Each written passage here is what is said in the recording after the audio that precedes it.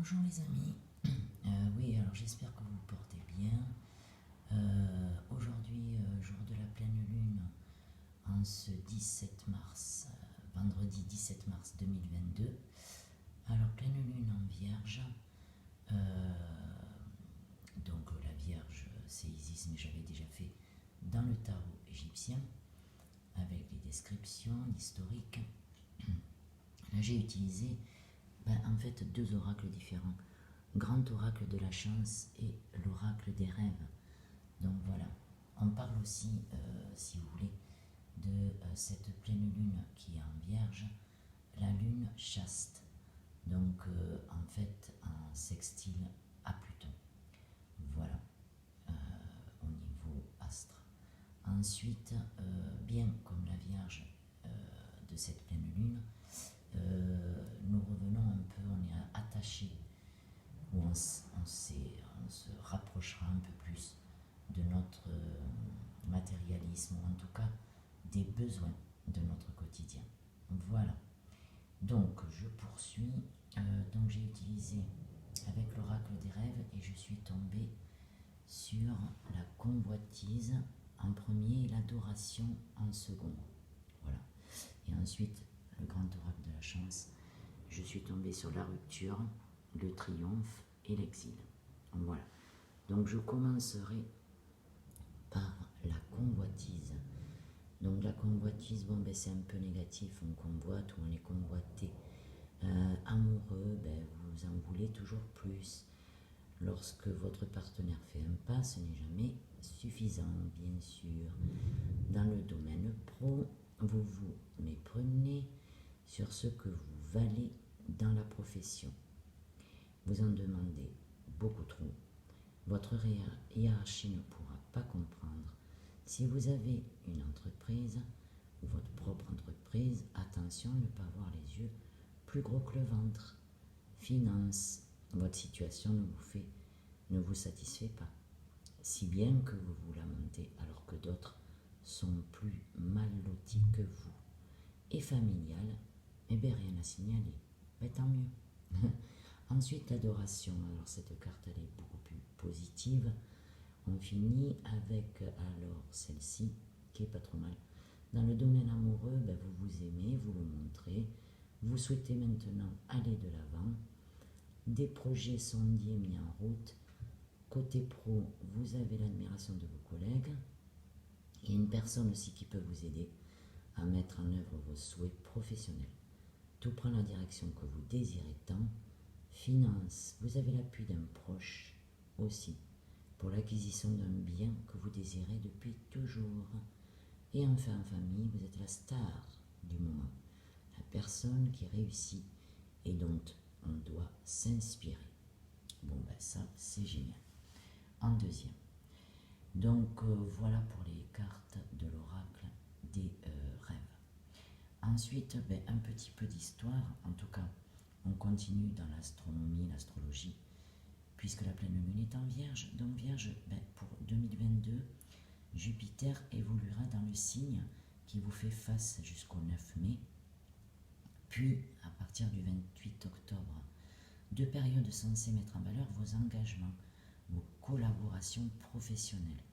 Vous serez engagé par un contrat rassurant, bénéfique au développement de votre activité. Influent, le transit de Jupiter le sera aussi dans votre cadre affectif.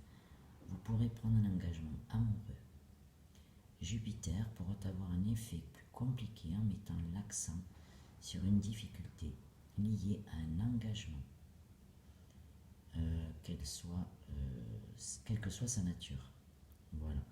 Entre le 10 mai et le 27 octobre, Jupiter fera une incursion dans l'un de vos secteurs financiers.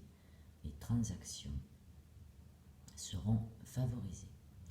Vous mènerez vos affaires de façon redoutable. Rien ne vous échappera. Il sera question d'un investissement. Vous bénéficierez d'un facteur chance important. Excusez-moi si vous entendez du bruit, il y a un peu de travaux chez le voisin d'en haut et aussi le vent fou, bien sûr, côté sud-ouest. Voilà, je pense qu'on est gâté. Mais voilà, il y a du soleil, c'est déjà pas mal, énorme. Alors ensuite, la Vierge, c'est dans le tarot de Marseille, c'est l'empereur. Hein, c'est l'action, la constance, la régularité qui permet d'effectuer les bons choix au niveau pro et financier. Chaque initiative menée avec rigueur sera couronnée de succès. En astromythe, c'est Cérès, déesse des moissons et des saisons. C'est la fille de Chronos et Rhea. Ses époux sont Zeus, Poséidon, Nasion. Ses attributs, ou son attribut, c'est plutôt couronne d'épis de maïs. Voilà.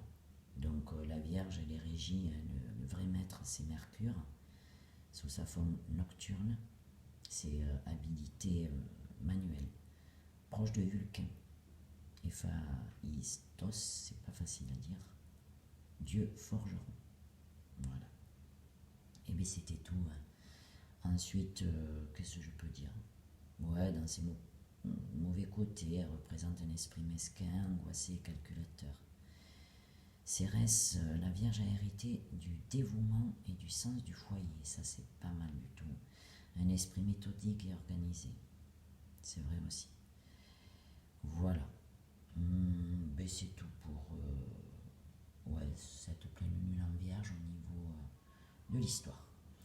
On passe donc à l'oracle de la chance avec avec quoi? Avec j'ai pris quoi? La rupture. Voilà. Donc attendez, la rupture. Donc la rupture, c'est plutôt négatif. Elle peut indiquer une faute, une fin de relation ou encore un adultère découvert. La rupture ne peut être contrée par une carte positive. C'est une fin, il faut accepter, c'est tout. C'est comme ça. Et tourner la page. Voilà. Elle peut aussi symboliser une femme aux fausses intentions.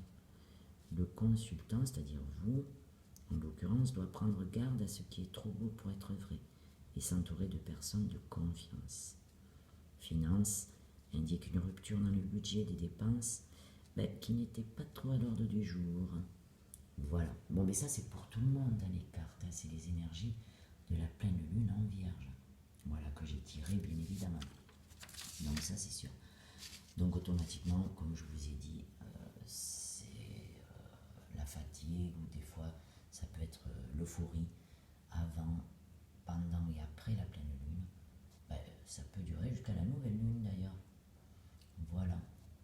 Et après, on passe au printemps aussi, hein, le 21. Donc on change d'énergie, ça se transforme, ça bourgeonne, le moral normalement revient, etc., etc. Voilà. Donc, je passe donc à la deuxième. Alors, c'est le numéro 16, la rupture. Là, c'est le numéro 1. Le numéro 1, bien sûr, l'unité, c'est vraiment ce qu'il y a de meilleur, les festivités. On fait quelque chose, quoi. Donc, c'est positif. Hein. Elle annonce un accomplissement, une réussite inespérée.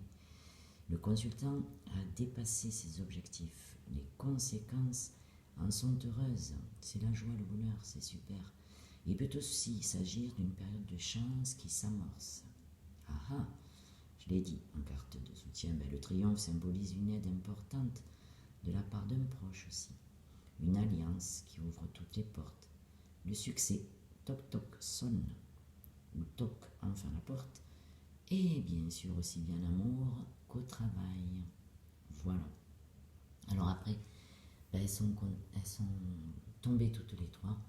L'exil, alors l'exil c'est un peu plus solo, c'est un peu plus seul.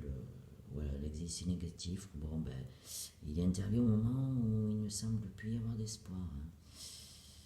Mais si, il faut garder espoir justement. L'espoir fait vivre. Le consultant se sent un petit peu abandonné. Hein. Il ne sait plus vers qui se tourner, à qui faire confiance. Un peu de doute quand même. Bon, en amour, c'est la solitude qui se fait de plus en plus forte. Des fois, on a besoin de faire un break ou de se retrouver avec nous-mêmes. Donc voilà, et en couple, cela sonne la fin des jours heureux. Bon, là, c'est un peu plus compliqué. Au travail, le consultant n'est plus à sa place, donc peut-être qu'on change de boulot, ou on se dit, voilà, on va faire mieux demain. Un sentiment d'échec accompagne ces moindres décisions. Un changement radical doit être pris prochainement. Voilà, ça c'est dit au moins.